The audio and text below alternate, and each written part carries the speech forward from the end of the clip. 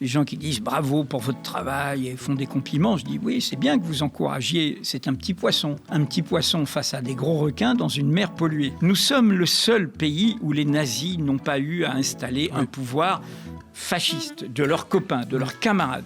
Il y a des gens qui ne veulent voir que l'Ukraine et qui ne veulent pas voir Gaza et la Palestine. Ils s'appellent Glucksmann ou d'autres, mais il y a des gens qui ne veulent voir que Gaza, etc., et qui ne veulent pas voir l'Ukraine. Les gauches irréconciliables se disent en désaccord sur tout, mais s'il y a un truc sur lequel elles sont en accord, c'est Mitterrand. Il y a un camp du mal, et du coup, tout le reste en face serait le camp du bien. Ben non. Ou du moins des alliés de... non.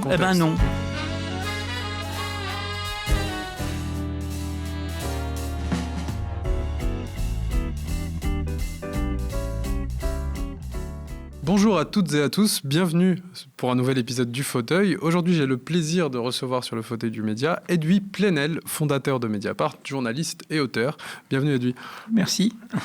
La première question qu'on pose souvent dans le fauteuil, c'est comment tu t'es retrouvé dans ce que tu fais actuellement, à savoir le journalisme. Comment t'es venue cette passion ? Est-ce que tu as eu un moment déclencheur ? Depuis janvier dernier, ça fait 50 ans que je fais le journalisme comme métier, comme profession, avec la carte de presse. J'ai rencontré ce métier non pas comme une vocation. J'ai 73 ans, je suis de l'époque des engagements des années 60-70. Donc j'ai commencé dans une presse engagée, le quotidien Rouge, le seul journal qui annonce la couleur. Et en fait, j'ai fait de ce métier un engagement. Une fois passé le militantisme activiste, professionnel, comme on disait, où on vivait dans un entre-soi de gens qui pensaient pareil à peu près, j'ai transformé, une fois passé mon service militaire, que j'ai été faire en 78-79, non sans épisodes, notamment 2 mois d'arrêt de rigueur et 10 jours d'arrêt simple. Et du coup, à la sortie, je suis rentré sur le marché du travail. Mais j'allais dire sans rupture avec mes engagements de jeunesse. Pour continuer très explicitement sur la réponse, mes engagements de jeunesse qui sont internationalistes, ils ont commencé dans le monde de la Caraïbe puis de l'Algérie. Je suis en France depuis 1970, je suis arrivé, j'avais 18 ans, étaient ceux d'une famille politique qu'on appelle parfois le trotskisme, qui a beaucoup de chapelles, mais que moi je préfère appeler l'opposition de gauche au stalinisme. Donc une famille qui combattait au sein de la gauche contre les impostures, les mensonges, les calomnies qui pouvaient être dites au nom du socialisme réel, avec parfois d'ailleurs dans ces organisations trotskistes, non sans prétention, des journaux qui s'appelaient La Vérité, tellement il fallait proclamer la vérité, crier la vérité face à l'imposture du stalinisme. Alors pourquoi je rappelle ça ? C'est qu'en épousant le journalisme comme métier, j'en ai fait un engagement radicalement démocratique. Être au service de ce que j'appelle la vérité de fait, les vérités qui dérangent, les vérités qu'on ne connaît pas, les révélations, les informations qui vous obligent à penser contre vous-même. Pour le résumer, c'est une phrase de Charles Péguy que j'aime bien citer. Charles Péguy est un auteur assez inclassable puisqu'il a aussi bien des héritiers de gauche que des héritiers de droite. C'était un Dreyfusard, il était libertaire à l'époque, et quand il lance sa revue Les Cahiers de la Quinzaine en 1900, dans son premier éditorial qui s'appelle Lettres du provincial, il dit cette phrase: dire bêtement la vérité bête, tristement la vérité triste, ennuyeusement la vérité ennuyeuse. Et donc, c'est ce que je fais depuis un demi-siècle maintenant. Tu as parlé de l'importance des vérités qui dérangent. Mediapart est devenue une institution qui est assez centrale dans le paysage journalistique français. Comment on fait pour rester dans cette recherche toujours de la vérité et du contre-pouvoir quand on devient une institution centrale ? Je me méfie de ce mot institution et j'espère bien que la devise qu'on se donne collectivement à Mediapart de l'intranquillité évitera cette institutionnalisation, car ça peut jouer des tours. Je dirais que c'est sûr, depuis 18 ans qu'il a été créé, Mediapart est un succès par le soutien de ses abonnés et par le laboratoire pour toute la presse indépendante que ça représente face à la crise du monde médiatique, que d'une certaine manière, les 3 cofondateurs, nous étions connus au monde, nous étions issus de la crise d'indépendance du monde, de la crise de libération, et nous avions un peu anticipé le paysage désastreux dans lequel nous sommes aujourd'hui. Alors, comment on fait ? On a mis ça au cœur de la culture collective de Mediapart et en liant ça au modèle économique, ce que j'ai appelé la valeur de l'information. Pour convaincre les gens de s'abonner, il faut déjà que vous leur apportiez des informations qu'ils ne connaissent pas. Ouais. Si c'était le journal des opinions d'Edoui Plenel, de François Bonnet et de Laurent Mauduit, ça n'a aucun intérêt. Tout le monde a des opinions. Apporter des connaissances. Je dis souvent qu'un bon journal, c'est comme un instituteur, un bon journaliste. C'est apporter des connaissances, apporter des savoirs sur le présent, lequel est encombré de passé. Alors, comment on fait ? Et là, c'est une règle importante, à chacun d'en juger en allant voir et en posant des questions, c'est le collectif. Je ne suis pas dupe, je sais très bien la notoriété que mon itinéraire trimballe. Mais je me tape sur la tête et je me souviens que plus le singe monte au baobab, plus il monte ses fesses. Et pour moi, la garantie par rapport à ces folies de personnalisation, d'égotisme, d'égocentrisme, d'égoïsme, d'aventures personnelles, car il y a des aventures personnelles dans le journalisme et pas seulement en politique, eh bien c'est le collectif. Et si votre collectif est soudé autour de ça, il va en discuter. La conférence de rédaction le matin à Mediapart, qui est ouverte à toute l'entreprise, y compris les non-journalistes, eh bien c'est une occasion de discuter de tout ça et de se dire, mais où est-ce qu'on va chercher ? Quelle est la question qu'on ne s'est pas posée ? Quel est l'angle qu'on n'a pas pris ? Quel est ce qu'on a oublié ? Ce qu'on n'a pas vu ? Et puis après, il y a une élaboration collective. Et puis après, il y a les règles habituelles du métier. Être sérieux, recouper, sourcer, être sûr que c'est d'intérêt personnel, prendre son temps. Et je voudrais prendre un exemple de ça, parce que c'est une élaboration collective qui... Évidemment, il y avait cette culture de l'enquête à Mediapart. Mais Mediapart a autoproduit quelque chose qui est pour moi sa plus belle réussite. On pourrait penser que je vais citer l'affaire Sarkozy, Cahuzac, la corruption et tout. Non, je vais citer MeToo. Ce que Mediapart a fait sur le terrain des violences sexistes et sexuelles avec Marine Turki et Lénaïque Bredou, qui interpelle le genre dont nous sommes, qui accompagne une révolution anthropologique. Cette question-là, elle est, comme je dirais, transcourant. Elle traverse tous les milieux politiques, tous les milieux professionnels, tous les milieux sociaux, et elle n'arrête pas de nous bousculer. Et là, on a vu, sur un terrain inédit, qui commence avec l'affaire Baupin, où je reviens d'un déjeuner où j'ai appris une confidence d'une députée apparentée écologique. Et je dis, mais comment c'est comme ça que ça se passe au groupe écologiste ? Et dit, si vous saviez, il y en a bien d'autres. Et j'en parle à Lénaïque, et Lénaïque commence l'enquête. Et comme vous savez, ça va continuer avec Adèle Haenel. Et aujourd'hui, évidemment, ça va de Patrick Poivre d'Arvor à récemment Patrick Bruel, en passant par Gérard Miller, en passant par Gérard Depardieu.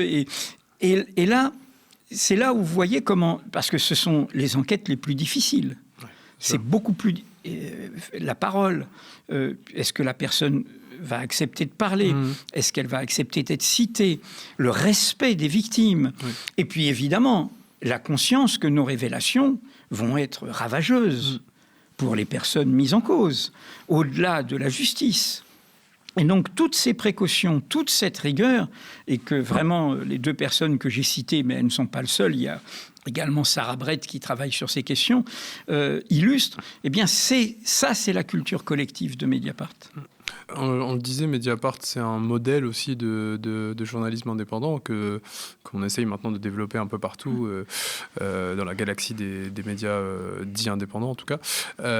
Est-ce que c'est un modèle qui doit se démultiplier pour faire face à la galaxie médiatique actuelle de l'extrême droite, de Vincent Bolloré, pour le citer directement, et comment on fait pour que ces médias indépendants puissent survivre économiquement? Alors, une réponse en plusieurs temps. D'abord, et je pense que c'est notre bataille commune, souvent, Mediapart est une réussite unique et Mediapart est le concurrent un peu à part, puisqu'il est le concurrent du Monde et du Figaro. On est le troisième quotidien généraliste, bien loin devant Libération, hein, donc derrière le Figaro et derrière le Monde, le troisième quotidien généraliste français par l'abonnement numérique.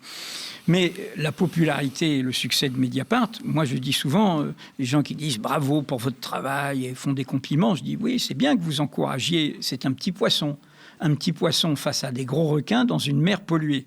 Donc la première question, et qui interpelle toutes les forces politiques dans leurs priorités, notamment les forces de l'émancipation, c'est de dépolluer la mer. Oui. C'est tout ce qui n'a pas été fait sur l'écosystème médiatique. C'est les états généraux de la presse indépendante qu'a fédéré le Fonds pour une presse libre. Toutes les mesures sont sur son site, 56 mesures qui sont explicites. Ça va des questions de concentration horizontale, verticale, au droit des rédactions, au conflit d'intérêts. Enfin, on pourrait multiplier les exemples. Donc, premier point, il y a une bataille politique qui ne concerne pas que les journalistes, que les médias, et qui interpelle les gauches sur leur insuffisant investissement sur cette question des médias et de l'importance d'une vitalité et d'une intégrité, d'une indépendance de l'information. Deuxièmement, à notre niveau, vu que Mediapart est un succès, nous devons rendre à la collectivité notre succès. C'est le sens de la création du Fonds pour une presse libre. Comme vous savez, comme tous nos auditeurs et comme tu le sais, le savent, le Fonds pour une presse libre sanctuarise, c'est une structure non lucrative qui sanctuarise le capital de Mediapart. Il n'y a plus d'actionnaires à Mediapart, mais qui, par ailleurs, peut recevoir des dons pour aider la presse indépendante, financer des projets, subventionner des développements. Et c'est ce que fait le Fonds pour une presse libre. Tout ça est explicité sur son site et ça vaut notamment pour la presse locale en région, Mars Actu, les rues 89, Médiacité, Le Poulpe et on peut en citer beaucoup d'autres. Enfin, troisième et dernière réponse. La clé pour nous toutes et tous, c'est le soutien du public. C'est la confiance du public. Et c'est pour ça qu'il faut que nous respections certaines règles. Des règles de transparence. Mediapart vient de publier ses comptes annuels. Oui. Tout est public. Il n'y a pas de poussière sous le tapis. On sait exactement ce qu'il en est, à quoi sert l'argent des abonnements. Il y a des déclarations d'intérêt de tous les journalistes. Il y a des explications sur tout ce que nous faisons. Enfin, c'est très important de montrer par l'exemple comment nous pouvons construire la confiance. Et là, il y a aussi un autre élément où, bizarrement, nous sommes les seuls à avoir vraiment, dans la presse généraliste, gardé ce cap, puisque tous les autres ont renoncé à ça. La presse digitale, numérique, permet quelque chose qui assoit la confiance, qui est le participatif. Oui. Mediapart, ça veut dire média à part, certes, mais média participatif. Il arrive que des révélations ou des informations de Mediapart ne plaisent pas à tous nos lecteurs, qu'elles bousculent une partie de nos lecteurs. Ils peuvent critiquer Mediapart. Nous n'avons pas le dernier mot. Oui. Ce débat a lieu. Ils peuvent nous poser des questions. Il y a des émissions pour rendre compte de ce que nous faisons, etc. Et donc, ce lien qui n'est pas que virtuel. Nous faisons beaucoup d'événements. Nous allons à la rencontre. Je dis souvent, le virtuel, c'est du réel. Quand il y a l'affaire Sarkozy et que le procès démarre, on fait le film, personne n'y comprend rien. On se retrouve en salle avec des gens très différents, mais qui communient, au sens laïque du terme, autour de l'utilité publique de nos informations. Et donc, voilà, la réponse est celle-là. Mais ne nous cachons pas, mais ça vaut pour tout le paysage politique, nous sommes face à des vents très contraires.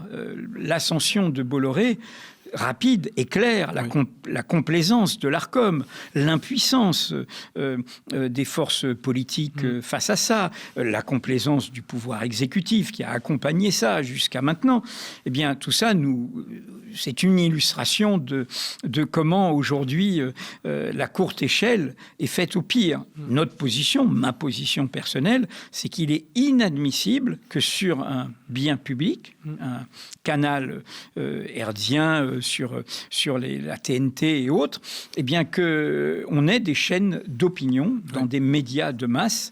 Et hélas, c'est ce qui est le cas, c'est-à-dire c'est des chaînes qui désinforment et qui diffusent les pires opinions, des opinions racistes, xénophobes, et pour une grande part accompagnant le fascisme renaissant. Si nous, aux médias, on veut aller sur la TNT, c'est aussi pour offrir une vitrine aux médias indépendants et pouvoir être la chaîne des médias indépendants sur la TNT francilienne ou nationale. Donc n'hésitez pas à continuer de nous soutenir. C'est grâce à vos dons qu'on peut mener cette bataille sur soutenez.lemediatv.fr. C'était la transition que tu m'as offert. C'est la page de publicité. C'est ça. Tu viens de publier un ouvrage, La démocratie n'est pas l'élection, aux éditions du Seuil.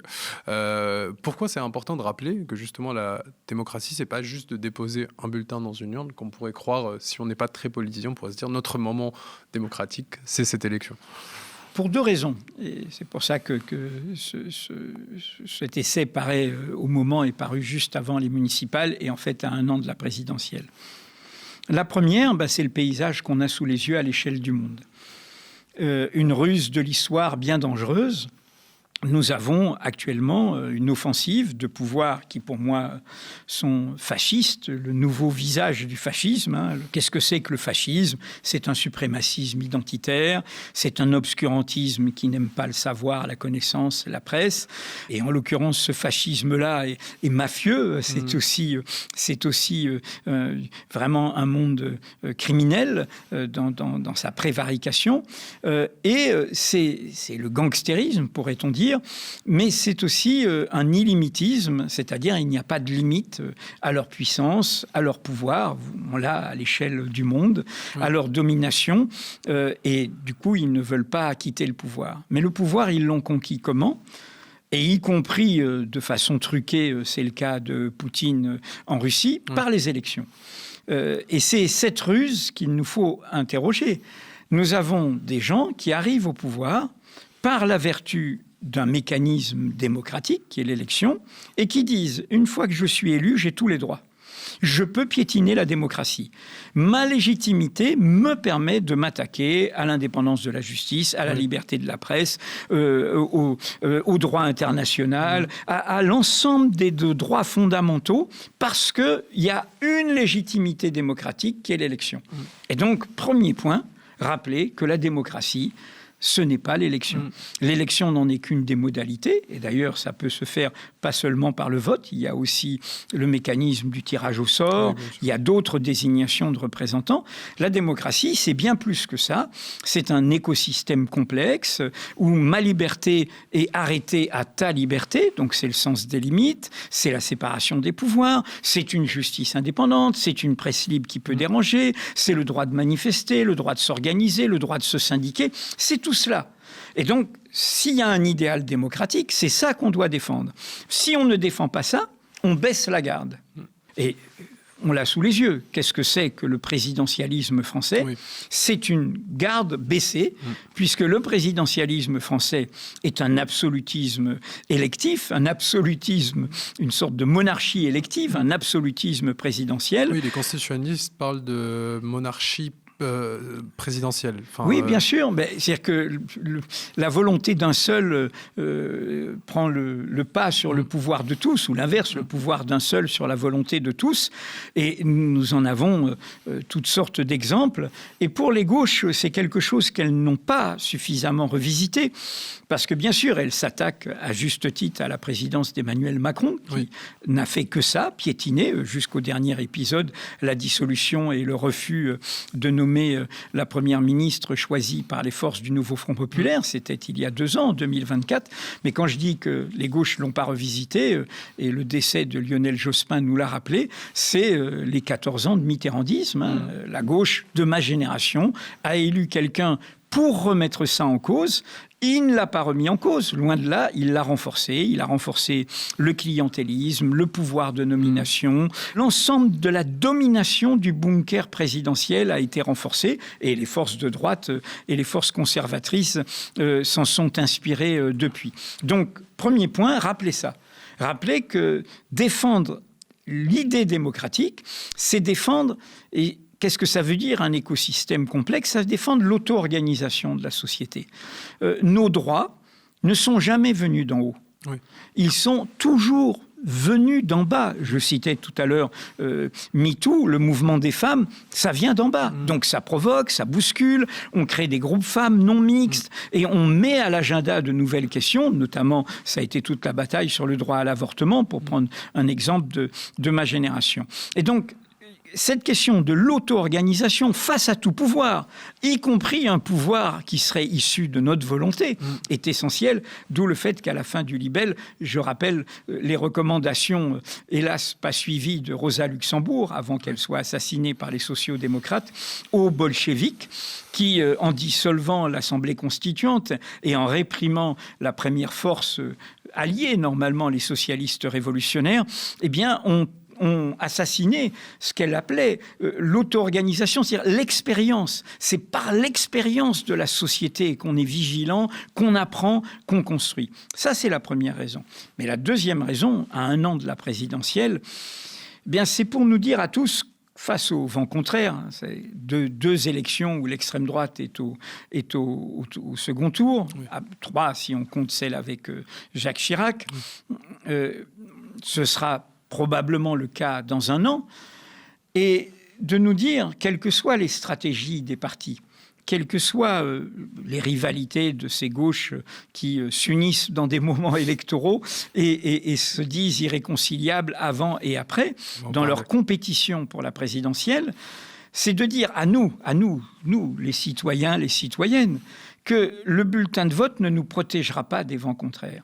Même si, par miracle, il y avait un résultat qui permettrait d'éviter le pire dans 1 an. Et je le souhaite, et oui. Je le dis au tout début, comme tout le monde, j'utiliserai mon bulletin de vote pour empêcher le pire.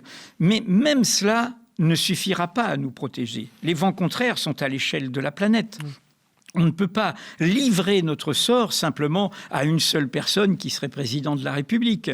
On ne peut pas ne pas construire la digue dans la société. Je cite souvent l'exemple. C'est quoi la digue dans la société? Il y a des forces politiques avec des élus, etc. Mais les syndicats, c'est autrement important. Oui. 1 million d'élus du personnel dans notre pays, 2 millions de syndiqués, CGT, CFDT, pour les principales, qui ne sont pas élus du personnel. Ça fait 3 millions de personnes. Et là, la bataille au sein du monde du travail, vis-à-vis de l'extrême droite, elle est essentielle.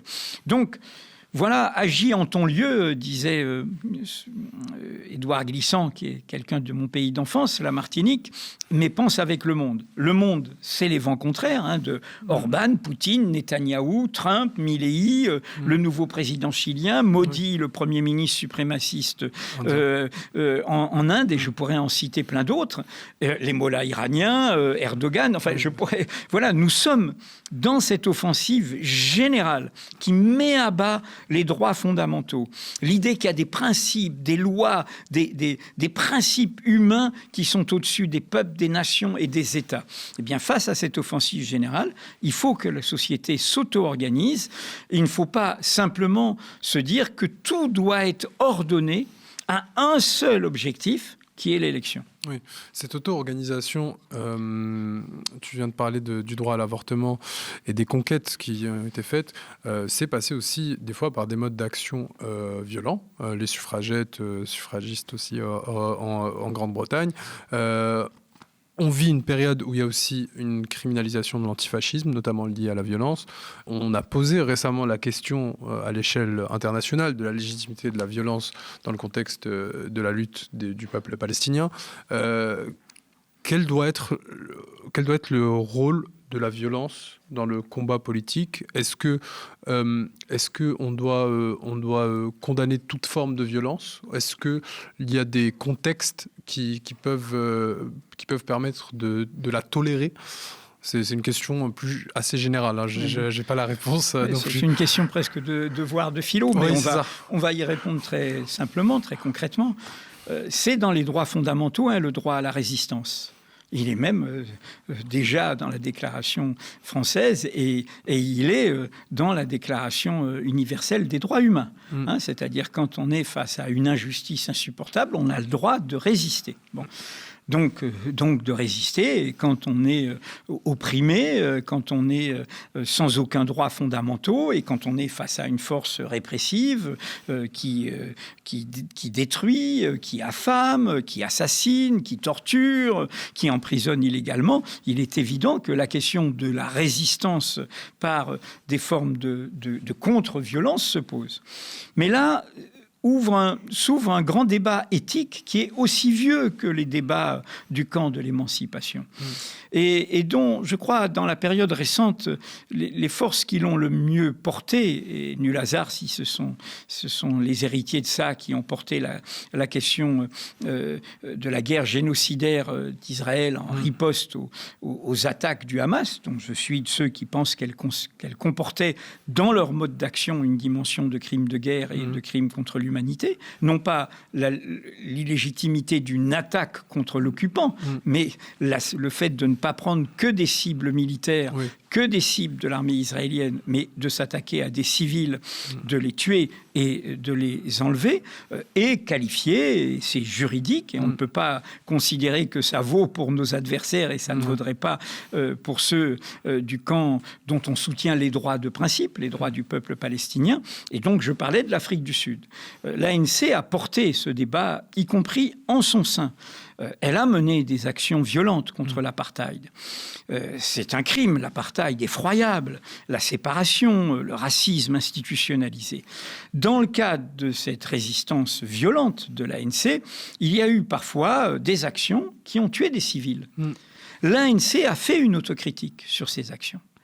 Et quand il y a eu l'instance de réconciliation, de vérité et réconciliation, autour de Mandela et de Desmond Tutu, ces questions-là ont été dépliées. Pas seulement les crimes des forces de l'apartheid, mais les crimes illégitimes que pouvait avoir commis une résistance légitime.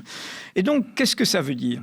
Ça veut dire que sur cette question de la violence, si on est du camp de l'émancipation, contre des fascistes, contre des génocidaires, contre des forces oppressives, contre des colonisateurs, etc., eh bien, on doit avoir une éthique de sa riposte. On doit avoir une réflexion où, contrairement à l'oppresseur, la fin ne justifie pas les moyens. Ce sont les moyens qui déterminent les fins. On doit avoir une éthique supérieure à celle de l'oppresseur. Parce que, et c'est ce qu'a posé, pour ça que je prends l'exemple de l'Afrique du Sud, Mandela, qu'est-ce qu'il porte, et Desmond Tutu aussi, il porte cette idée que on ne veut pas seulement libérer son peuple. On ne veut pas, et ça c'est évidemment l'affiliation avec Frantz Fanon et dans les damnés de la terre, c'est-à-dire que on ne veut pas seulement libérer son peuple de l'oppression, on veut aussi libérer l'oppresseur, dans lequel il y a un peuple oppresseur, de l'oppression qui l'aliène. Et donc, on parle aussi au peuple oppresseur. On n'est pas des exterminateurs, on n'est pas des destructeurs. Et donc, cette question de l'éthique de la violence, ces débats ont traversé la résistance aussi. Ces débats ont traversé, encore une fois, vous les trouvez même de manière poétique dans les feuillets d'Hypnose. René Char, le grand poète, a été un immense résistant. Et comme toute résistance, c'est des moments durs où il n'y a pas de tribunal, il n'y a pas de justice. Mais parfois, pour se faire respecter, il faut exécuter des traîtres, sans jugement. Il faut vivre avec ça. Et quand on lit les feuillets d'Hypnose de René Char, on voit ça. Et il dit par moments qu'il déteste l'homme claquemuré que cette obligation a fait de lui. D'où le fait qu'une fois la victoire obtenue, René Char a été capable de se retourner contre son village où les convertis de la dernière heure s'en prenaient à celles qu'il avait protégées et à d'autres, et réglaient des comptes au sein de la résistance. J'insiste beaucoup là-dessus. C'est que je crois que s'il y a une leçon de tous les chagrins du XXe siècle, non seulement ceux du stalinisme, mais ceux des indépendances. Moi, j'ai grandi, ma jeunesse, je suis en Algérie après l'indépendance, les indépendances confisquées.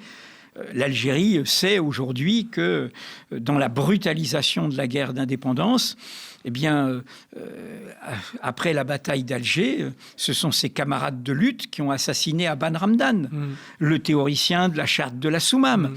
Donc, une déchirure terrible au sein même, c'était le meilleur ami de Frantz Fanon, au sein même du FLN. Et donc, ces questions-là, vos générations tout entières doivent les porter. Nous sommes tous les chagrins des gauches, tous les chagrins des indépendances, tous les chagrins des socialismes réels viennent de ces pouvoirs qui, au bout d'un moment, ont fait de l'absolu de la fin la justification de tous les moyens. Eh bien non, nous sommes dans le camp de l'émancipation, dans l'idée que jamais la fin ne justifie tous les moyens. Ce sont les moyens qui déterminent les fins. Une fois formulée cette phrase, eh bien, chacun, concrètement, dans un groupe Antifa demain, dans d'autres formes de résistance à des violences des forces de l'ordre, qui peuvent être des forces du désordre, dans des débats qui peuvent traverser le mouvement palestinien, qui est pluraliste et qui ne se ramène pas qu'à une seule ligne, eh bien, ces questions-là sont légitimes. J'ai posé aussi la question parce que ton précédent ouvrage était dédié à la Palestine. Et donc, j'insiste, il y a dans la Palestine, dans Palestine, notre blessure, je cite au début un texte qui m'est très cher, dans l'introduction, c'est un recueil de tous les articles que j'ai faits depuis la création de Mediapart sur la question de Palestine, donc depuis 2008, et qui montre que quand même le premier article, c'est en 2009, c'est une adresse à Obama, Palestine où se joue la paix du monde. En 2014, c'est une adresse à François Hollande, qui est le premier à rompre l'héritage gaulliste et mitterrandiste et à passer à un soutien inconditionnel à la politique israélienne et à assimiler toute critique du sionisme à de l'antisémitisme. En fait, tout ça, voilà, chacun peut juger de la cohérence des positions de Mediapart de manière informée. Mais dans l'introduction inédite, je cite un texte qui m'est très cher, de septembre 1967, qui a été porté donc après la guerre des 6 jours et l'occupation. Donc à l'époque, la Cisjordanie, c'est toujours le cas, Gaza, c'est toujours le cas, mais jusqu'au Sinaï. Donc les territoires occupés, c'est-à-dire le basculement d'Israël au-delà de la Nakba de 48 dans une occupation, et on passe à l'idéologie du Grand Israël, celle qui est en œuvre de manière terrifiante aujourd'hui. Et là, vous avez des citoyens israéliens d'une organisation de gauche, des voix ultra-minoritaires aujourd'hui, d'une organisation de gauche socialiste, internationaliste, le Matzpen, ce qui veut dire la boussole de l'égalité en hébreu, qui lance un appel dans Haaretz pour demander le retrait d'Israël de tous les territoires occupés, et qui disent « l'occupation appelle la résistance ». Finalement. La résistance appelle la répression. La répression, face à la répression, il y aura du terrorisme. Il y aura du contre-terrorisme. Les victimes seront d'abord les populations civiles, etc. Et là, il y a une phrase terrible quand on la relit à l'ombre du 7 octobre. Ces citoyens israéliens disent « l'occupation fera de nous des assassins et des assassinés ». Et ce texte, qui est l'honneur, cette organisation avait parmi ses militants quelqu'un qui est un vieux camarade, qui vit toujours à Jérusalem, Michel Warschawski, dit Mikado, dont la femme défend toutes les causes perdues des Palestiniens arrêtés, les Semel. Ce sont des très très belles personnes qui pensent à contre-courant, y compris de leur société. Mais c'est important de citer ça. Leila Chaïd, qui était une très bonne amie, à laquelle j'ai rendu hommage sur Mediapart en disant combien elle incarnait toute l'humanité de la Palestine, c'est-à-dire pas une cause identitaire, une cause universelle, la cause de l'égalité. Leïla Chaïd faisait toujours attention à citer ces personnes-là, même si, évidemment, elle ne représentait pas ce qu'est la politique israélienne, qui est celle d'un État fascisé aujourd'hui, avec des forces racistes, des forces suprémacistes, exterminatrices, nous le savons. Mais c'est toujours important de montrer, comme c'était important pour la cause indépendantiste algérienne, de montrer qu'il y avait des porteurs de valises, qu'il y avait les éditions François Maspero, qu'il y avait ça, de montrer que dans le combat de l'émancipation, on ne fait pas comme l'adversaire. On ne va pas essentialiser l'autre. On ne va pas le ramener à une identité unique. Il est en mouvement et l'on pense à cette utopie que nous-mêmes, on va le mettre en mouvement. Et c'est le « Je meurs sans haine pour le peuple allemand » du fameux poème sur l'affiche rouge. Mais c'est très important, ça. C'est très important. Et moi, je suis l'héritier, dans mon histoire personnelle, de ce souci moral. Ça m'a valu des débats avec, et je le comprends, dans la tension post-7 octobre. Mon premier article, après laisser faire tout le travail de documentation, car notre premier rôle est d'informer et de raconter, j'ai fait un article, Israël-Palestine, la question morale, par rapport à tenir tous les bouts. À la fois l'illégitimité du colonialisme, évidemment, de l'occupation, de la politique israélienne, et la discussion sur quelle forme et quels moyens de résistance. On va revenir, on fait des allers-retours, mais on va revenir en France. Il y a de plus en plus de voix qui disent qu'on est dans une période pré-fasciste. L'historien Yohann Chapoutot, par exemple. Est-ce que tu considères aussi qu'on entre dans une période où on est dans une période pré-fasciste? J'allais dire très immodestement que je ne le découvre pas. Je suis de ceux qui lancent cette alarme depuis très très longtemps. Et sur le fait qu'il y a un problème français particulier, il y a un terreau français particulier. Et je suis très content que des historiens, par leurs propres recherches, le redocumentent. Mon premier livre, j'ai 32 ans, c'est en 84, s'appelle « L'effet Le Pen ». En 84, ce sont les premiers succès électoraux du Front National, qui était une petite force minoritaire. Ils étaient en embuscade, mais depuis à la fois la défaite du nazisme et les indépendances, ils étaient sur le bas-côté de l'histoire. Ils essayaient d'y revenir par, comme toujours fait l'extrême droite, par la xénophobie, par les campagnes contre les migrants, contre toute la partie de notre peuple. Et nous avons été à l'époque de tous ces combats contre ce retour du racisme et des attaques contre les travailleurs immigrés. Mais en 84, tout d'un coup, succès électoraux, municipaux d'abord, à Dreux, et aux européennes.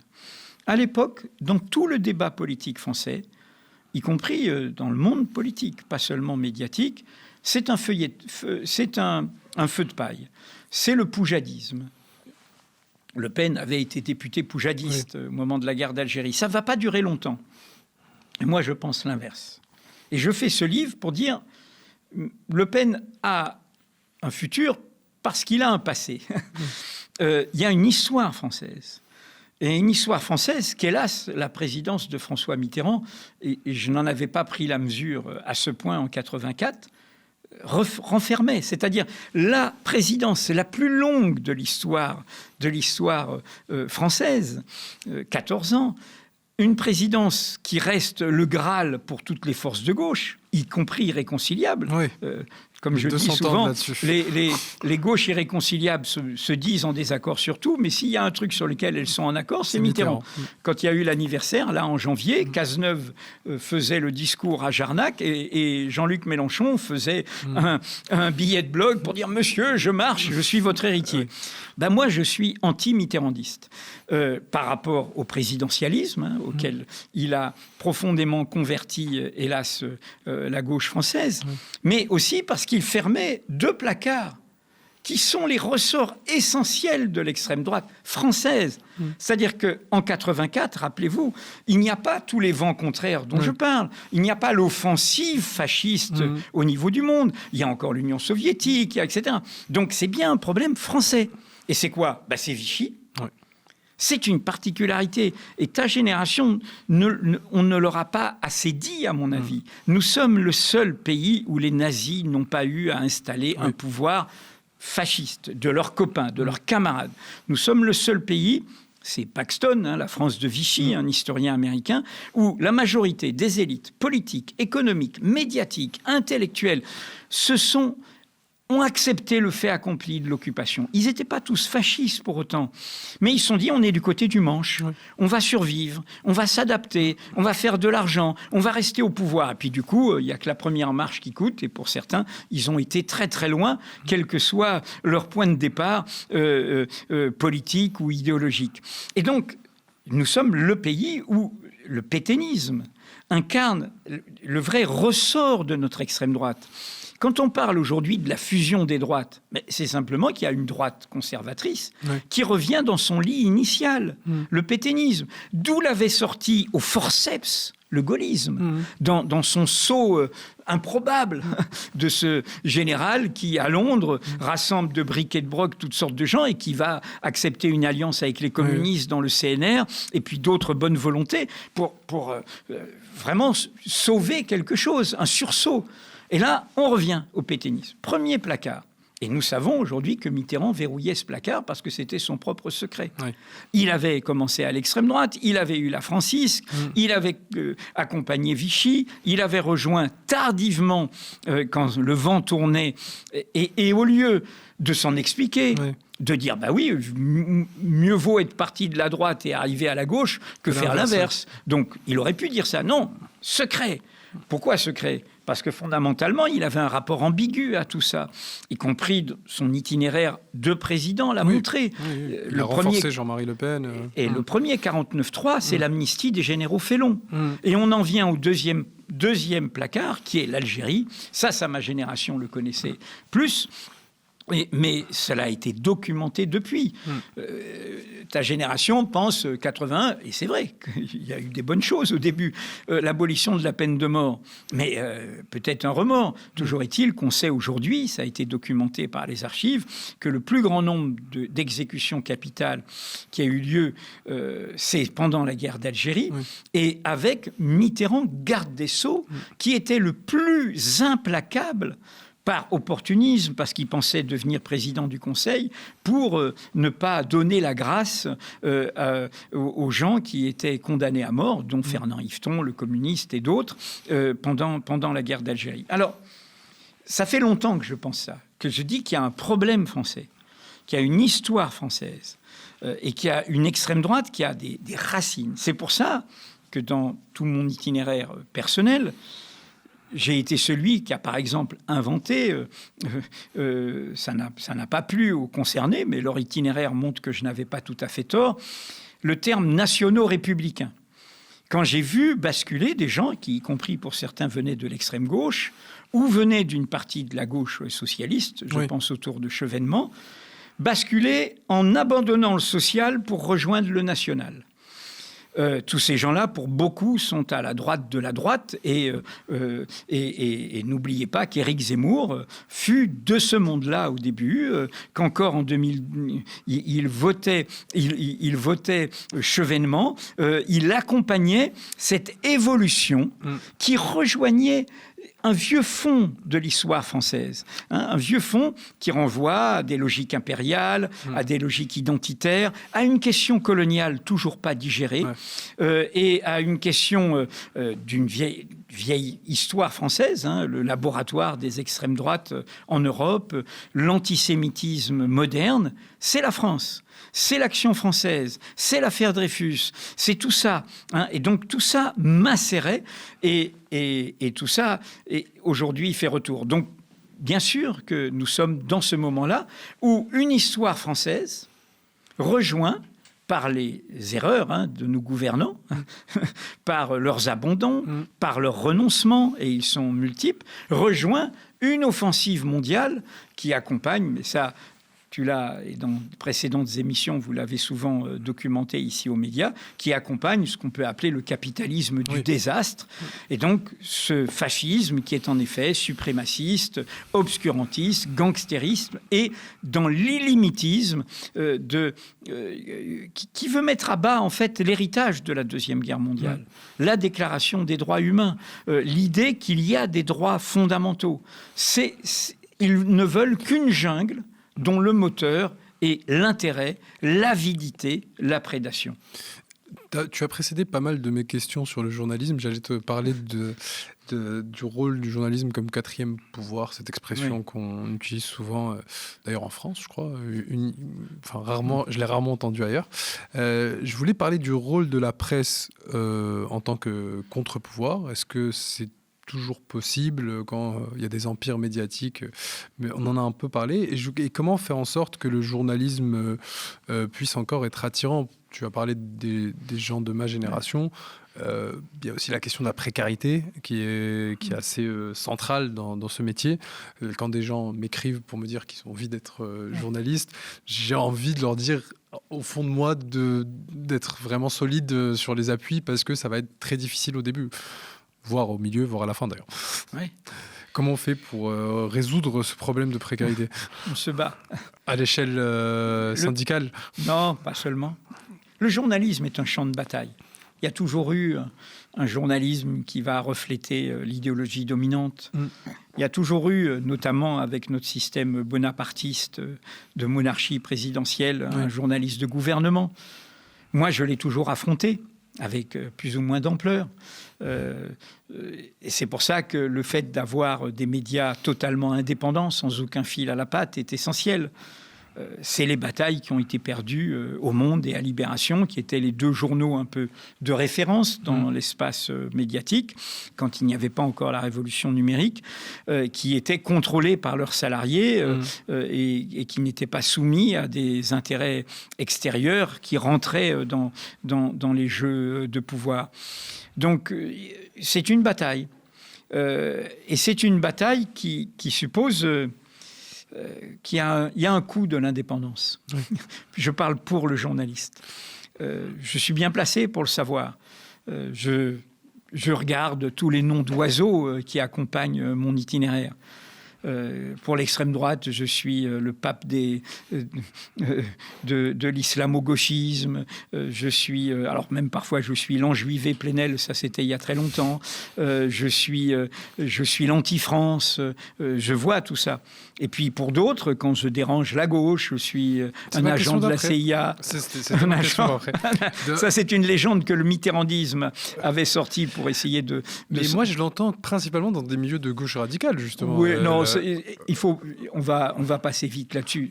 Tu l'entends parce que ça a été relancé, et ce sont des méthodes qui ne devraient pas avoir cours dans la gauche. Ça a été relancé, et je trouve ça inadmissible, mais je n'en fais pas une affaire. La calomnie, il faut la laisser au stalinisme, il faut la laisser à des régimes que nous détestons. Et donc, ça a été relancé, je ne vais même pas citer de nom, par certaines dirigeantes de la France insoumise, parce que nous avons fait des révélations qui la dérangeaient. Et donc, elle-même venant du Parti socialiste et du chevènementisme dont je parlais tout à l'heure, pour se défendre sur des médias qui gobent ça, dit « Ah, mais vous savez, du temps de Mitterrand, ils avaient montré qu'il était à la CIA. » C'est n'importe quoi. Le procès des écoutes a fait son affaire de tout ça. Tout ça est une calomnie. Oui. C'est digne des hitléro-trotskistes qu'on retrouve, ou des judéo-bolcheviques à l'extrême droite. Enfin, tout ça, c'est de l'imbécilité. Et on ne peut pas... Je dis ça, on a tout à fait le droit, en étant un responsable politique, de dire « Mediapart est un journal... » que je n'aime pas, qui me dérange par ses positions et tout. Mais on ne peut pas user de la calomnie. C'est dans l'éditorial de Jean Jaurès, c'est notre but, dans le premier éditorial de l'Humanité, quand il crée l'Humanité en 1904. On ne peut pas utiliser ça. On ne peut pas qualifier Mediapart de torchon, formule qu'a employée aussi bien Nicolas Sarkozy au tribunal que Jean-Luc Mélenchon un jour dans un blog. Voilà, donc... Ce que tu cites là, c'est des... Donc, quand je dis l'indépendance a un prix, ça veut dire qu'il faut batailler ferme, et pour revenir sur les 14 ans de Mitterrandisme, qui est une histoire maintenant qui devient préhistorique pour ta génération, mais Mediapart, c'est 18 ans maintenant. Mediapart a montré son indépendance. Oui. Quand Hollande est élu, nous, on accompagne comme tout le monde, on se dit qu'il faut mettre fin à la présidence de Nicolas Sarkozy. Il avait dit le changement, c'est maintenant. Moi, je dis l'indépendance, c'est maintenant. Ça donne l'affaire Cahuzac. Oui. Et Dieu sait si personne ne nous a soutenus. Et nous menons cette affaire qui était exemplaire sur la fraude fiscale, sur l'évasion fiscale. Ça a permis le parquet national financier, la haute autorité, etc. Donc, l'indépendance, ça suppose, et d'être pas une oreille qui bouge, et moi, je n'émets aucune plainte, je dis juste que c'est pas bien. Oui. Ça suppose, les chiens aboient, la caravane passe, de continuer son chemin où on doit dire des vérités qui dérangent et au fond, une culture démocratique, radicalement démocratique, vraiment démocratique, au nom de l'égalité, c'est celle qui accepte ça. L'interpellation par une presse libre, les mises en cause par une justice indépendante, et voilà. Donc c'est ça que je revendique, et c'était la réponse à ta question. Ça ne répond pas à tous les problèmes de précarité. Mais ça répond sur l'idée que, si, ça répond à une dimension. C'est un paradoxe, mais je pense que la période que nous vivons est une période où le journalisme retrouve son idéal. Un peu comme les fantassins du 19e siècle de l'idéal démocratique, des discours de Victor Hugo, de Gavroche, qui est pour moi le gamin des rues, comme le logo de Mediapart, qui dit « Demandez, lisez, dernière édition ». On défend un droit fondamental, le droit de savoir. Et on voit bien qu'il est mis en cause aujourd'hui. Donc on retrouve... Au fond, la raison d'être de notre métier, c'est pas gagner de l'argent seulement, c'est pas faire carrière seulement, c'est être au cœur d'un droit fondamental. Et ce droit fondamental, on en a besoin toujours, parce que quelles sont les vérités, les informations, les connaissances les plus intéressantes ? C'est celles qui vont nous amener à penser contre nous-mêmes, à ne pas voir ce qu'on ne voudrait pas voir. Je dis souvent aux jeunes journalistes, et c'est pas moi qui vais jeter la pierre à des journalistes qui ont des convictions. J'ai donné mon itinéraire, tout le monde le connaît. Mais il ne suffit pas de croire qu'on pense politiquement juste pour informer vrai. Et parfois, justement, l'information, c'est celle qui va me faire comprendre que mon idéologie ne suffit pas à faire rentrer le réel. Et on aura besoin toujours de ça. Et chaque fois qu'on acceptera la mise en cause de cette nécessité d'une presse indépendante d'information et qu'on la remplacera par le désir d'une presse d'opinion qui ne fait que conforter nos préjugés, nos convictions et nos croyances, eh bien, en fait, on copie l'extrême droite. L'extrême droite, elle ne veut plus de savoir. Elle ne veut plus de connaissances. On fait du CNews de gauche, quoi. Ce qui montre aussi tout l'intérêt de Mediapart, c'est que même ceux qui sont très critiques de Mediapart, dès qu'il y a une enquête qui cible l'adversaire, on va la reprendre, on va l'utiliser. Dès que c'est une enquête qui cible des camarades, là, on dit... On prend ce qui nous arrange. Mais je vais te donner un exemple, si tu veux que Pardon, je t'interromps peut-être. J'allais te poser la question pour répondre justement à la calomnie CIA, ça sert à rien. Mais on parle du fait que la ligne d'Edoui Plenel à l'international serait atlantiste. Et ça, c'est ça, je pense, l'origine de ce que je comprends de la critique faite à la gauche radicale. Et ensuite, j'aurais une question avant de passer à la partie plus légère de fin sur l'autre critique souvent faite, c'est la sévérité envers Jean-Luc Mélenchon. Oui. Non, c'est n'importe quoi. C'est que moi, je suis anti-campiste. C'est ça mon histoire. C'est-à-dire, il y a deux campismes. Il y a un campisme atlantiste. Qui ne voit qu'un camp du bien, qui serait du côté de l'Occident, dont les États-Unis, l'Europe et sa projection via la puissance américaine. Oui. C'est celui qui ferme les yeux sur tous les dégâts que font ces impérialismes. Non seulement je ne suis pas de ce campisme-là, mais il faut rappeler aux plus jeunes qui nous écoutent que quand je dirigeais la rédaction du Monde, arrivent les attentats de 2001, arrive la volonté de guerre américaine en Irak. Oui. Je rappelle qu'à cette époque, des grands quotidiens dits de référence, le New York Times et le Washington Post, des médias anglo-saxons qui ont un poids sur le monde, basculent dans le mensonge, basculent la petite fiole de Colin Powell au Conseil de sécurité. Et le Monde, sous ma direction, et face au Monde, c'est un grand journal qui avait une histoire avant moi. C'est pas comme on a créé Mediapart. Donc il y avait des courants différents. Comme je dis parfois en rigolant, il y avait un clan des Américains. Et j'ai veillé au Monde par simple rationalité. Je connaissais l'histoire du monde arabe.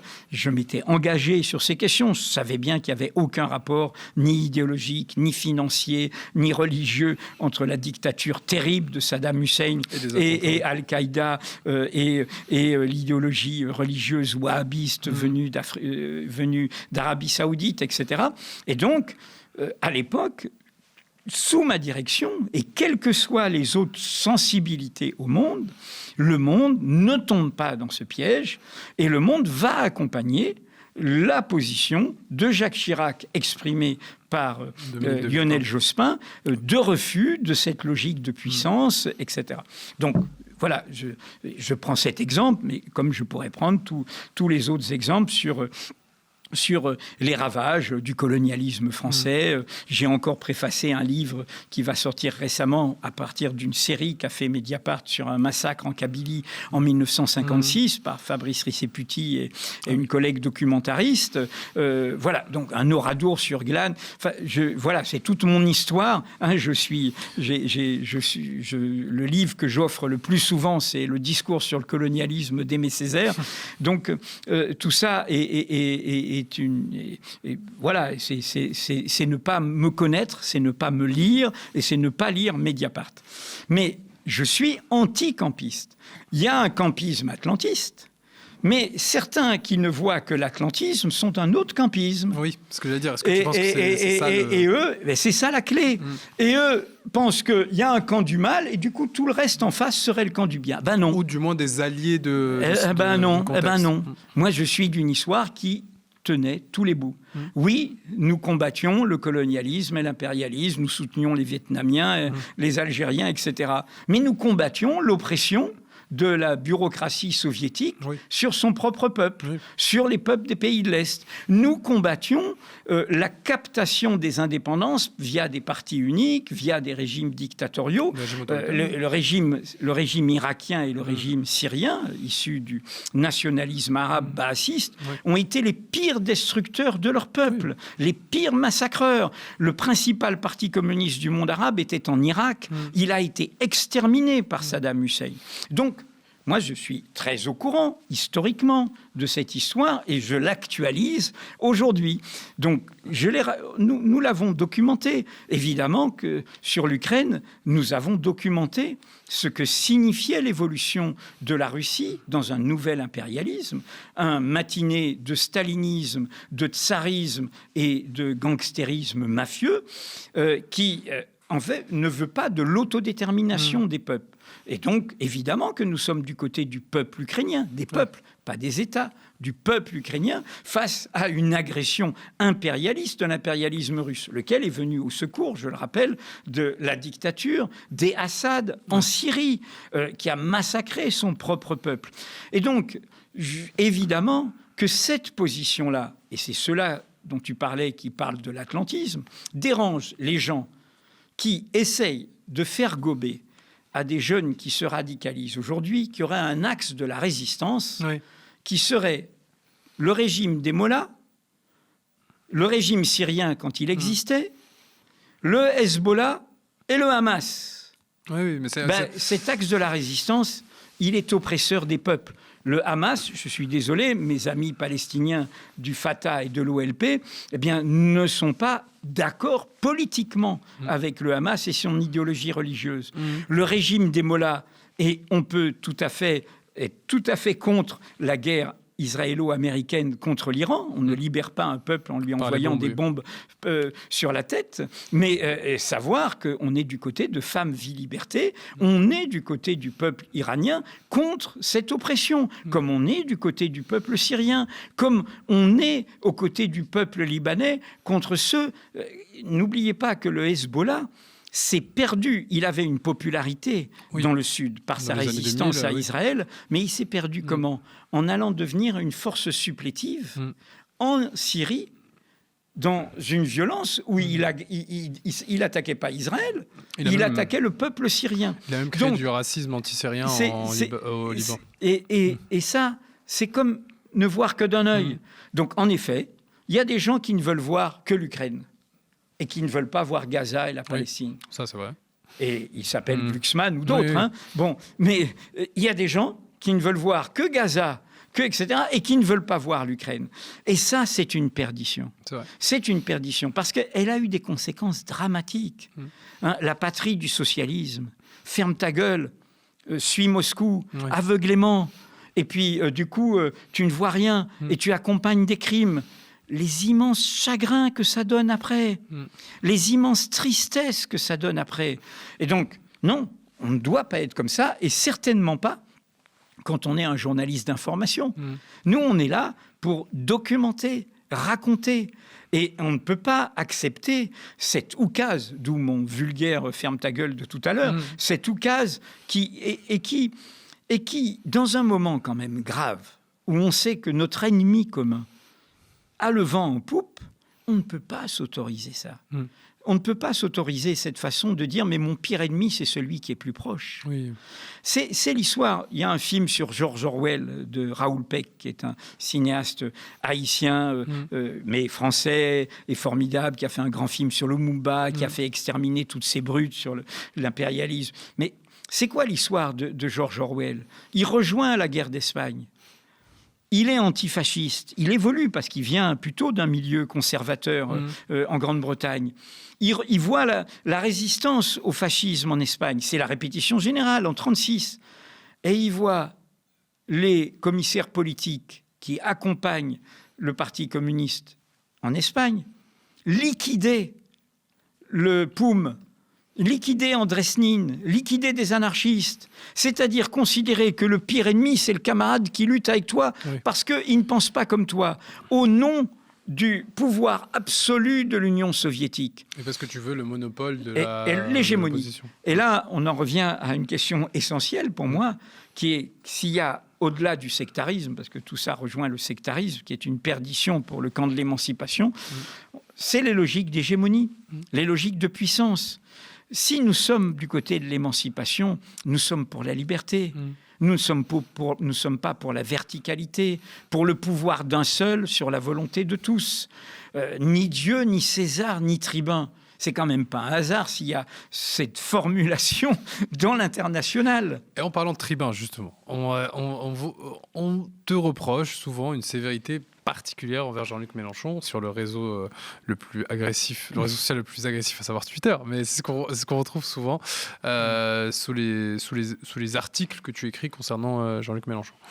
Non, je ne suis pas particulièrement agressif avec Jean-Luc Mélenchon. On peut retrouver dans mes articles sur Mediapart, mais même d'autres avant, et dans les livres, François Mitterrand, quand je sors La part d'ombre en 1992, je vais te raconter une anecdote, mais qu'il ne faut pas interpréter comme l'idée qu'on aurait un vieux compte à régler en permanence. Mais ça illustre un petit peu un itinéraire de personnes qui ont à peu près le même âge, qui ont une histoire intellectuellement qui peut se croiser. Ma première rencontre avec Jean-Luc Mélenchon, je suis journaliste au Monde, je suis l'emmerdeur de la présidence de François Mitterrand par mes révélations, donc chacun peut juger de la légitimité aujourd'hui, elles font partie de l'histoire. On doit juger un journaliste d'abord sur ça, pas sur ses opinions. Est-ce qu'il a apporté des connaissances, des faits vrais ? Et un jour, il n'y avait pas les portables, je reçois un coup de téléphone au journal et on me dit « Le sénateur Jean-Luc Mélenchon veut vous voir ». Et donc j'ai rendez-vous avec ce sénateur que je ne connais pas, que je n'ai jamais rencontré, qui, avec sa brutalité familière, coutumière, me tutoie tout de suite. Je lui réponds en le vous voyant. Et il voulait me voir pour me poser la question suivante. Pourquoi tu emmerdes le vieux? Et moi, je lui réponds, je fais mon travail. Je fais mon travail. Lui, à l'époque, il était mitterrandiste total, comme il sera jospiniste total. Voilà. Et donc, il ne fallait pas de critique. Ben non, moi, je ne suis pas de cette histoire-là. C'est pas seulement parce que je suis journaliste. Je n'étais pas déjà de cette histoire-là dans mes engagements de jeunesse. Dire la vérité bête, ennuyeusement la vérité ennuyeuse, tristement la vérité triste, crier la vérité. Quand François Maspero crée les cahiers libres dans sa maison d'édition, il dit « Ces cahiers auront contre eux les salauds de tous les partis ». Donc voilà, à un moment, faut dire les choses. Et l'un de ses premiers livres, c'est sur la guerre d'Espagne. Et évidemment, il y a les livres de Fanon, il y a tout ce qu'il va accompagner. Et donc, je n'ai pas une particularité sévère. Tu pourrais retrouver... j'ai retrouvé récemment un article, je fais 1 an après la création de Mediapart, je fais un article « Lettre à ces socialistes qui nous désespèrent ». Oui. On peut retrouver des articles d'une sévérité, je crois, tout à fait méritée sur Emmanuel Macron et sa présidence. Enfin, voilà, on peut documenter l'ensemble des révélations que nous faisons. Et comme tu le disais tout à l'heure toi-même, quand nous faisons des révélations qui concernent la droite, qui concernent la Macronie, qui concernent l'extrême droite, qui concernent les bandes fascistes, tout le monde nous applaudit. Donc, qu'est-ce qui se passe? Il se passe que ce que tu formules vient de gens qui pensent qu'on ne doit pas critiquer le chef. Qu'on doit faire bloc, en gros, c'est l'expression. Voilà, ils ont le droit. S'ils veulent faire bloc, c'est leur affaire. Moi, je ne suis pas à leur place. Je pense que ça se paye un jour. C'est douloureux, c'est difficile. Et que je pense qu'on ne peut pas prévoir une 6e République démocratique et avoir des pratiques pas démocratiques, pas accepter le désaccord, pas accepter la discussion, virer par un mail les groupes de base qui un jour émettent un désaccord, ne pas avoir de procédure démocratique interne, ne pas avoir de transparence interne sur qui contrôle les finances, en fait, toutes ces questions-là qui sont, pour moi, légitimes, s'agissant de n'importe quelle force politique. Donc, voilà. Et donc, évidemment, que, par ailleurs, quand vous avez une formation politique qui est si incarnée, qui a des cadres autour d'elle, bien sûr, mais dont l'incarnation renvoie à la logique présidentialiste dont je te parlais. Et je suis un anti-présidentialiste forcené, même si je suis amené moi-même à utiliser mon bulletin de vote. Je ne fais pas la grève du vote. Mais je pense que c'est une perdition, c'est une pitié, le présidentialisme, pour le camp de l'émancipation, pour le camp des gauches. Ce n'est pas notre culture. Notre culture est de délibération collective. Et on est intelligent à plusieurs, on se respecte, on apprend des autres, on apprend de leur expérience. Et donc, voilà, je suis, de ce point de vue, plus proche d'une culture libertaire. Et de ce point de vue, la Ligue communiste, l'organisation que j'ai rejointe après mes engagements en Algérie, était dans ce monde-là celle qui était le plus mouvementiste et avec des pratiques proches de Victor Serge, pourrait-on dire, de ces gens de l'opposition de gauche libertaire, non autoritaire, pas verticale, pas violente dans les rapports, dans le débat, acceptant la pluralité du débat. Et donc, quand vous avez une organisation qui est si incarnée, pourquoi? Parce que tout est ordonné dans la stratégie de la France insoumise à un objectif, la présidentielle. Comme je le dis à la fin du libelle... Ça évolue légèrement, avec les municipales qui ont été investies. Ça évolue, mais au bout du compte, la stratégie du chef est celle... Je le dis à la fin du libelle, la démocratie n'est pas l'élection. C'est là où je convoque Rosa Luxembourg. Et celle qui, en fait, remplace, je dirais, la conquête du palais d'hiver des bolcheviks par la conquête du palais de l'Élysée. Tout est ordonné autour de ça. Je pense que moi, je ne suis pas de ce côté-là. Je suis du côté, comme tu l'as dit, des potentiels contre-pouvoirs. L'indépendance, c'est maintenant. Du coup, tout le monde l'a oublié, mais en 2022, j'ai écrit, j'étais encore directeur de Mediapart, un article appelant à voter Mélenchon au premier tour. Au premier tour. Oui, je me souviens. En disant, il faut éviter... Il faut que ce soit un vrai second tour de projet contre projet. Donc, il faut pousser Mélenchon pour qu'il soit face à Macron au second tour. Je l'ai écrit avec accord de l'équipe de Mediapart en 2022, en disant vous avez des sensibilités, vous pouvez être critique de Mélenchon, tout ça, mais c'est ce qu'il faut qu'on ait. Il faut qu'on ait un vrai choix. Donc voilà. Donc je suis pas sectaire comme d'autres et je n'ai pas une obsession. Donc après, le droit de critique est légitime, il est argumenté. Je n'ai jamais confondu l'individu avec son organisation, l'individu avec son programme, les excès et débordements de l'individu avec ceux et celles qui militent autour de lui. J'ai du respect pour toutes les personnes qui accompagnent ça, mais je pense qu'il faut qu'elles acceptent parfois d'entendre des vérités qui dérangent, d'entendre des questions qui dérangent, et c'est une presse utile. Tu disais, par l'exemple que tu donnais en disant quand on donne des informations qui arrangent, du coup les mêmes se précipitent.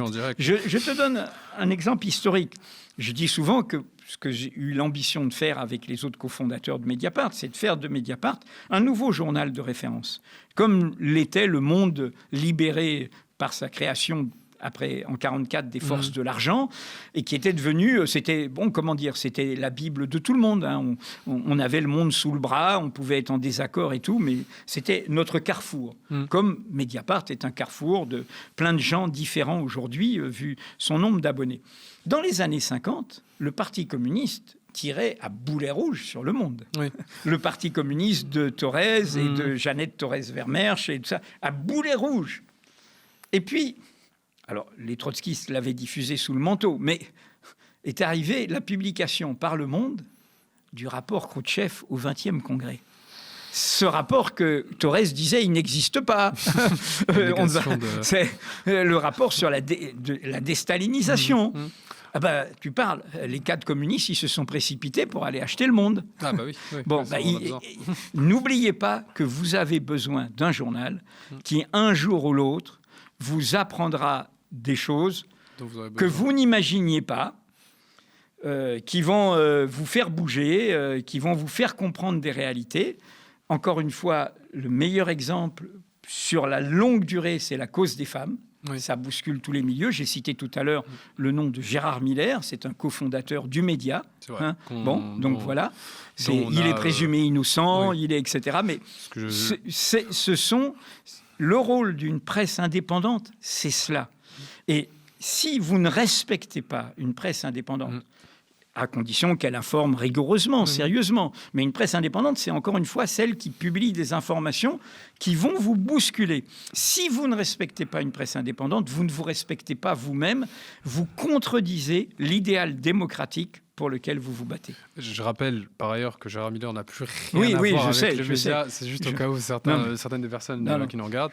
Et évidemment, il est présumé innocent, mais on a relayé très régulièrement toutes les accusations qui le visaient et le travail qui a été fait par Mediapart et par d'autres médias sur cette question.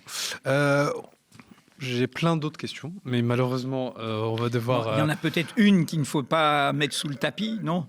Il y a la fin dont je t'avais déjà parlé pour trahir le secret de fabrication. C'est la fin où on parle un peu de culture dans le fauteuil. C'est une fin assez qu'on fait avec chaque invité. Je voulais te demander trois artistes que tu pourrais nous recommander.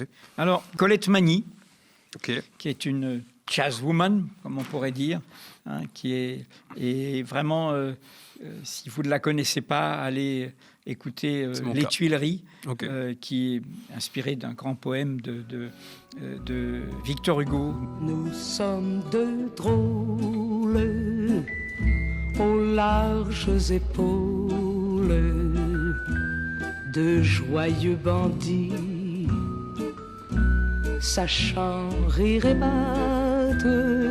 Jacques Courcil, qui n'est plus de ce monde, lui aussi, qui est un trompettiste philosophe, donc de la Martinique, mais aussi du monde entier, du tout monde, glissant. Il y a certains de ces morceaux que vous pouvez retrouver, où vous entendrez ce qu'il fait à partir de Frantz Fanon dans Peau noire, masque blanc. Il